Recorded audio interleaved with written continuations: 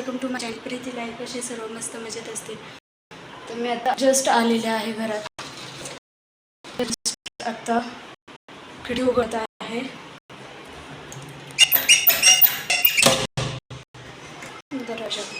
खूप गरम होतं. आलेलं फॅन लावला पहिल्यांदा. आता मी फ्रेश होते, नंतर आपण कंटिन्यू गप्पा करूया. मी आता काय करणार नाही आहे. गौरीची भाजी आहे, थोडासा भाट्टा करणार आहे आणि तेच खाणार आहे. चपाती पण असेल अर्धी. तर चला, माझा राडा बघा. कपड्यांच्या कडे लागायचे ते मला भरपूर सारा असा राडा पडलेला आहे. एवढा पण बेड एवढा नाही आहे खराब. तर चला, मी पहिल्यांदा फ्रेश होते, त्याशिवाय मला काही सुचणार नाही. नंतर आपण गप्पा कंटिन्यू करूया. फ्रेश झाले, एकदम बरं वाटायला लागलं. थंड थंड म्हणजे पारा आंघोळच केली म्हणायचं. एकदम फ्रेश झाले.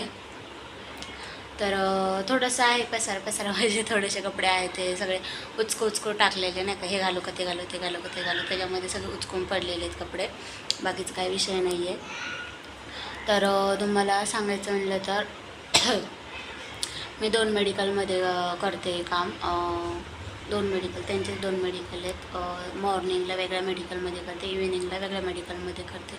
दोन्ही मेडिकलमध्ये एवढा खूप छान एक्सपिरियन्स येत आहे, एवढं खूप छान शिकवत आहेत. आणि मला मेडिकल टाकायचं आहे म्हणून माझं चाललेलं आहे शिकायचं काम. कारण काय लायसन आलं आणि लायसनला पण आता पेमेंट वगैरे मस्त सगळं व्यवस्थित चाललेलं आहे.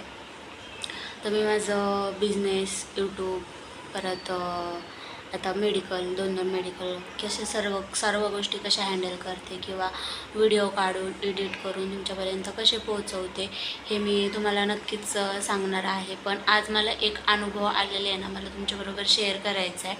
कारण की मी आता ऑनलाईनवर पण आहे, ऑनलाईन बिझनेस पण करते किंवा आता मी जे ऑफलाईन जे आहे पार्ट टाईममध्ये म्हणा किंवा फुल टाईममध्ये म्हणा जे जॉब करते त्याच्या रिलेटेड पण. आणि भरपूर सारे असे अनुभव येत आहेत किंवा भरपूर साऱ्या अशा लेडीज येत आहेत माझ्याकडं.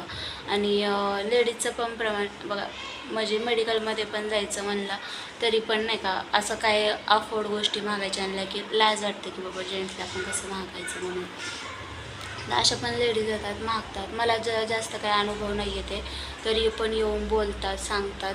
आणि ठीक आहे, मग मी त्यांना मला जे माहीत नसेल मी ते सरांना विचारून त्यांना देत असते. तर म्हणजे प्रत्येक गोष्ट मी सरांना, तिथं जे एक सर आहेत अजून त्यांना विचारून देत असते. किंवा ते दुसऱ्या मेडिकलमध्ये गेले तरी तिथं मॅम आहेत, त्यांना विचारून काही गोष्टी मी देत असते. कारण की मला अजून माहीत नाही येते कोणत्या रॅकला कोणतं ड्रग वगैरे ठेवलं. तर जाऊ दे, मला त्याच्या जास्त नाही काय बोलायचं. पण तेच मला सांगायचं होतं. तर भरपूर साऱ्या लेडीज येत आहेत माझ्याकडं, ऑनलाईनमध्ये म्हणा, ऑफलाईनमध्ये म्हणा. कारण की आपलं कम्युनिकेशन एकदम स्ट्रॉंगली पाहिजे आणि क्लिअर पाहिजे प्रत्येक गोष्टीमध्ये. कारण की पुढच्याला पण काय सांगतो हे पण एक्सप्लेन झालं पाहिजे, पुढच्याला पण समजलं पाहिजे. आणि तशाच माझ्या बाबतीत पण काय गोष्टी आता मी ऑफलाईन करते. तर बरेच येतात की नाही का की प्रीती सेम आमचे पण हेच कंडिशन आहे किंवा मी पण ह्या सिच्युएशनमधून जात आहे. भरपूर अशा काही गोष्टी येतात आणि माझ्याबरोबर शेअर करतात. आणि मला पण त्यांच्याबरोबर बोलायला म्हणजे बरं वाटतं की बाबा ठीक आहे, तेव्हा आपल्याला काहीतरी शेअर करता येते किंवा आपण त्यांना काहीतरी सांगू शकतो की अशाने असं तशाने तसं. म्हणजे काय गोष्टी असतात त्या कम्युनिकेशन केलं आपण एकमेकांबरोबर तरच आपल्या गोष्टी त्या म्हणजे नाही का हे होत असतात, एक्सप्लेन होतात किंवा समजतात एकमेकांना की तिचं दुःख माझं दुःख तिला, असं काही गोष्टी समजत असतात. तर भरपूर साऱ्या अशा लेडीज आहेत, भरपूर सिंगल लेडीज आहेत, सिंगल मदर आहेत. आणि प्रत्येकाच्या आयुष्यामध्ये काही ना काय आहे. असं कोणच नाही आहे की बाबा तो खूप स्ट्रॉंग आहे किंवा सर्व असे मी म्हणते 99% प्रॉब्लेम आहेत मुलींना. 99% फक्त 1% की चांगले असतील की बाबा सगळं व्यवस्थित आहे, त्यांचं माहेरी सासरी सगळं व्यवस्थित आहे. आणि तरी पण काही गोष्टींची काही मुलींना म्हणजे त्याच्यामध्ये पण काही मुलींना आहे ना काही गोष्टींची किंमत नसते किंवा काही गोष्टी समजत नाहीत. तसंच माझ्यासमोर एक उदाहरण आलं आणि एक माझी फ्रेंडच आहे, तेवढा म्हणजे स्ट्रगल करतात ते 2 मुलांना सांभाळून एवढं स्ट्रगल करतात. एवढं उन्हातानातून म्हणजे नाही का चालत जाणं येणं सर्व गोष्टी करणं. आणि म्हणजे सर्व गोष्टी मुलं असली ना तर आई आईला माहिती आहे की मुलं असल्यावर काय गोष्टी लागत नाहीत आणि मुलांना समजत नाही की बाबा आपण ह्या गोष्टी मागितल्या पाहिजे किंवा नाही. आणि आईचं एक मन असं असतं की त्या कोणत्याच गोष्टीला ती इग्नोर करू शकत नाही किंवा नाही म्हणू शकत नाही. मुलांच्या बाबतीत तरी त्यांचं शिक्षण आलं, खाणं पिणं कपड्याला तर काय म्हणून लागत नाही, बऱ्याच गोष्टी लागतात आणि तेवढी एक आई सांभाळत आहे आणि सर्व गोष्टी करून सांभाळत आहे. आणि एक उदाहरण असं आणि ते मला नाही का माझ्या सगळं डोळ्यासमोर असं चित्र उभं राहिलं. एवढं मनाला म्हणजे कसं तरी वाटलं ना, म्हणजे माझं असं मनच भरून आलं की त्या गोष्टी काय पाहून म्हणजे डायरेक्ट असं दोन्ही पण नाही का, म्हणजे काहींना काय असतं म्हणजे सगळं भेटून पण त्याचं काय बोलतात त्याला व्हॅल्यू असते ना, ते नसते. आणि काय त्या गोष्टीसाठी आहेत ना हे करत असतात, म्हणजे नाही का की बाबा माझ्याकडे ही गोष्ट नाही आहे, त्याची कमी भासत असते त्यांना त्या गोष्टीची. आणि मला खरं मी कधीच इमोशनल नाही होते, पण समोरासमोर 2 उदाहरणं आले आणि मी ते हे केलं तर मी आता पूर्ण म्हणजे सगळ्या गोष्टींनी इंडिपेंडेंट झाले. पैशाने म्हणा, विचारांनी म्हणा किंवा सगळ्या गोष्टींना फ्रीडम. कारण की असं मला कोणत्याच गोष्टीचं बर्डन राहिलं नाही. तर मी जॉब करते, मला बर्डन अजिबात नाही आहे. मी तिथं जाऊन शिकते, मला जे समजत नाही ते मी तिथं विचारते. मी ऑनलाईन काम करते, मला जे समजत नाही मी माझ्या सिनियर लोकांना विचारते. पण मी शिकत राहिले म्हणून आहे ना सर्व गोष्टींचं मला असं हे झालेलं आहे. काल रात्रीच आता त्या माझा व्हिडिओ पाहत असतील नाही पाहत असतील, रात्रीच एका ताईचा मला मेसेज आला की अशाने असं प्रॉब्लेम आहे, एवढं वर्ष झालं हे ते. पण मी अजून पण त्याच्यामध्येच गुंतलेले आहे आणि आता ती पण मम्मी पप्पांकडं आहे. तर असं प्रत्येकात तुम्हाला काय म्हणजे आता प्रत्येकजण बोललं की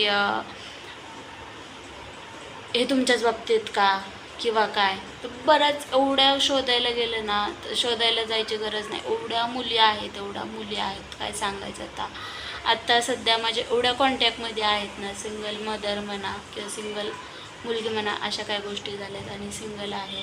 तर भरपूर साऱ्या गोष्टींना तोंड द्यावं लागतं आणि मुलगीच तिथं टार्गेट केली जाते, मुलीलाच तिथं टार्गेट केलं जातं. आणि मला ह्या गोष्टींवर जास्त चर्चा पण नव्हती करायची किंवा बोलायचं पण नव्हतं. पण आज समोरासमोर ते उदाहरणं आले माझ्यासमोर. मला काय कोणाला हे नाही करायचं, मी कोणाचं नाव घेणार नाही किंवा काय घेणार नाही आहे. पण ते समोर आलं माझ्या आणि मग मला असं वाटलं की चला तुमच्याबरोबर ती गोष्ट शेअर करावी.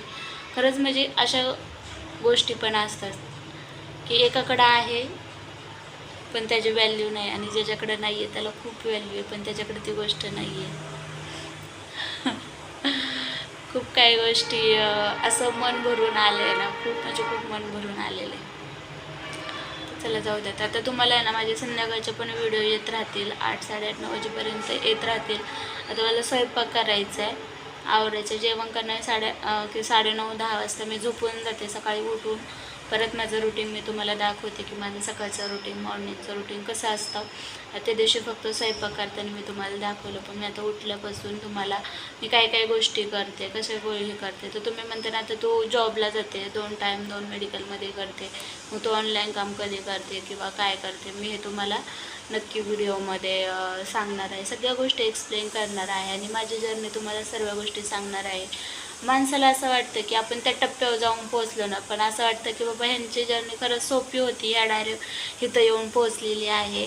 पण त्याच्या पाठीमागचा बघितलं ना आपण तर खूप क्रिटिकल रस्ता असतो. पण त्याच्यातून पण आपल्याला मार्ग काढायचा म्हणलं ना, फक्त जिद्द पाहिजे की मी ह्याच्यातून बाहेर पडणार आहे आणि मला पडायचं आहे. म्हणून फक्त मनात एकच ध्येय पाहिजे की मला काही ना काही करायचं, मला स्वतःला काही ना काही लढायचं. कारण की प्रत्येकाची स्वतःची लढाई स्वतःलाच असते. कोण आपल्याला मला हे मदत करेन, मला तो मदत, कोणाचीच अपेक्षा ठेवू नका. जेव्हा अपेक्षा सोडतात तर सगळ्या गोष्टी आपोआप आपल्याला समजायला लागतात की आपण आपोआप करायला लागतो त्या गोष्टी. पण जोपर्यंत अपेक्षा ठेवणार ना तोपर्यंत तुम्ही त्याच जागेवर राहणार आणि त्याच सर्कलमध्ये फिरत राहणार, त्या सर्कलच्या बाहेर कधीच निघणार नाही. म्हणून स्वतः इंडिपेंडेंट बना आणि सर्कलच्या बाहेर निघा आणि स्वतः काहीतरी करून दाखवा. ज्यांना पण ह्या गोष्टींच्या बाहेर पडायचं असेल त्यांना. आणि सगळ्या लेडीज माझे व्हिडिओ बघतात ते त्यांच्यापर्यंत व्हिडिओ पोचणारच आहेत. म्हणून तुम्ही प्रत्येकजण बाहेर पडण्याचा खरंच प्रयत्न करा. तुम्ही त्यात अडकून काहीच उपयोग नाही आहे. काय म्हणजे काहीच नाही. तेच म्हणतात ना, खाली दिमाग शैतान घर, ते खरंच आहे. जोपर्यंत माझ्या दिमागात काय नव्हतं ना, की माझं काय गोल ठरलेलं नव्हतं ना, की बाबा मला हे करायचं, मला ते करायचं, तोपर्यंत माझ्या डोक्यात आहे ना भरपूर सारे प्रश्न यायचे. मी स्वतःला त्रास करून घ्यायचे. नंतर जेव्हा माझे गोल मी क्लिअर केले ना, की मला हे करायचंच आहे, कसल्याही परिस्थितीत मला हे करायचंच आहे, तुम्ही बघत असता तर हे माझ्यासमोर गोल लिहिलेले आहेत, की मला काय करायचं आहे, काय नाही. तिथं तुम्ही पाहता तर सर्व मला काय करायचं आहे, मी कशावर काम करणार, मी सर्व गोष्टी लिहून घेतलेल्या, काय माझे गोल पूर्ण क्लिअर केलेले आहेत मी. आणि आता ते क्लिअर केलेले आहेत आणि मी तिथपर्यंत एक एक टप्पा चाललेले आहे. आणि नक्कीच लवकरच माझं मेडिकल असेल, लवकरच भरपूर, मला आता जास्त गोष्टी काही बोलून दाखवायच्या नाहीत, पण जेव्हा येतील तेव्हा तुम्ही पण पाहणारच आहेत. तुम्ही पण कुठे जाणार नाही, मी पण कुठे जाणार नाही. फक्त गोल क्लिअर ठेवा, सर्व गोष्टी आपोआप होणार आहे. पण जोपर्यंत गोल तुमचा क्लिअर नाही आहे तोपर्यंत तुम्ही त्या सर्कलमध्ये फिरत राहणार, मी एवढं सांगते. तर चला मग भेटू पुढच्या व्हिडिओमध्ये. तोपर्यंत बाय.